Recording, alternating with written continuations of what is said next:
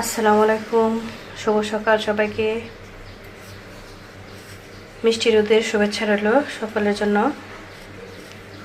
মূলা শাক রান্না করব, এর জন্য ছাদ থেকে পেঁয়াজের পাতা তুলে নিয়ে আসছি, সেগুলো ছোট ছোট করে মূলা শাকের সাথে কেটে নিয়েছি। এগুলো ধুয়ে ঝরিয়ে নিয়েছি। এখন সামান্য ভাপে সিদ্ধ করে নেব।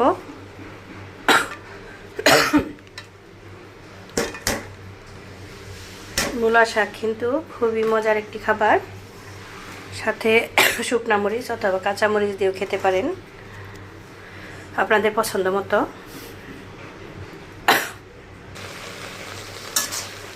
এই তো প্রায় ভাপ দেওয়া হয়ে গেল। খুব একটা সময় লাগে না, অল্প সময়ের মধ্যেই ভাপ দেওয়া হয়ে যায়।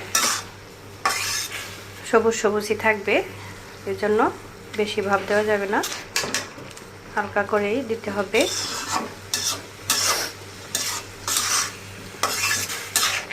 পাতাগুলো একদম তরতাজা, এজন্য দেখেন সব মিলিয়ে গেল। কতগুলো ছিল, এখন কতগুলো হলো, একদম মিলিয়ে গেছে। আর একটু ঢেকে দেব।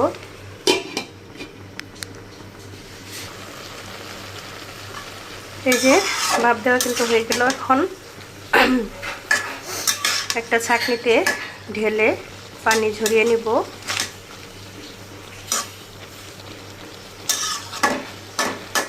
হয়ে গেছে। এই তো শাকগুলো ঝরিয়ে নিলাম। এবার ভাজি করার জন্য পেঁয়াজ রসুন কড়াইতে দিয়ে দিতে, একটু লালটে লালটে হয়ে আসলে তখন শাকগুলো দিয়ে দিব। তারপর সুন্দর উল্টো করে ভেজে নেব।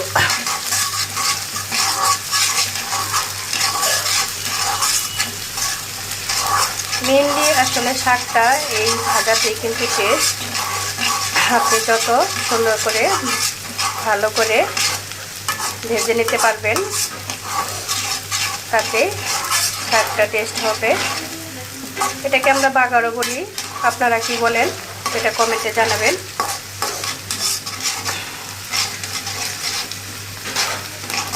ভালো লাগলে অবশ্যই রিয়েক্ট দিবেন। কয়েকটা কাঁচামরিচ ফালিয়ে দিয়ে দিলাম, একটু ঝাল ঝাল হলে ভালো লাগে। এই তো প্রায় লাল লাল হয়ে আসছে। এখন ভাপিয়ে রাখা শাকগুলো দিয়ে দিব।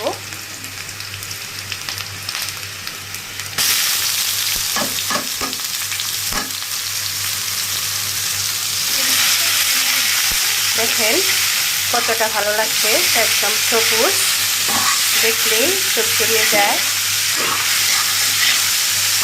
এখন ভালো করে মিক্সচার করে নেড়ে চেড়ে নিব।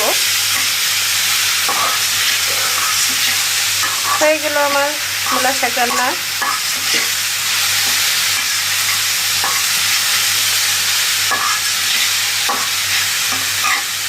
তবে খেয়াল রাখবেন শাকের কালারটা যাতে এরকম সবুজ থাকে, তাহলে দেখতেও ভালো লাগবে, খেতেও ভালো লাগবে।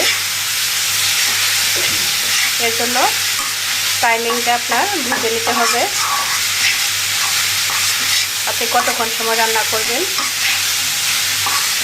সো ভিউয়ার্স, ভালো থাকবেন সবাই। Thanks for watching. আল্লাহ হাফেজ।